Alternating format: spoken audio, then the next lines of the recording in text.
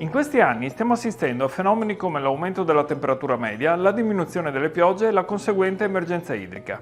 La situazione potrebbe anche peggiorare.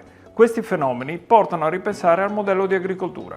La legge FV Green, presentata dalla Giunta Fedriga, che dovrebbe occuparsi di transizione ecologica, non guarda al futuro e non affronta la questione.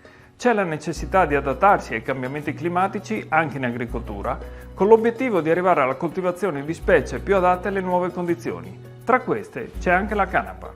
Uno dei nostri cavalli di battaglia è da sempre la promozione della canapa industriale, proprio perché è in grado di garantire una filiera capace di realizzare vera economia circolare, dalla sua coltivazione alla trasformazione in prodotti ad alto valore aggiunto come olio, farina, carta, materiali per l'edilizia, tessuti.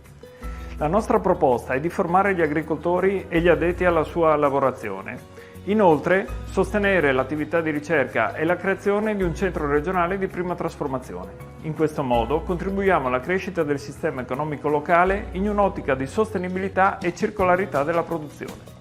E per far conoscere ai consumatori un prodotto ancora poco noto ed evitare la confusione che spesso si fa tra la canapa industriale e le sostanze stupefacenti, abbiamo proposto anche percorsi di divulgazione sulle caratteristiche, le proprietà e gli usi della canapa e dei suoi derivati.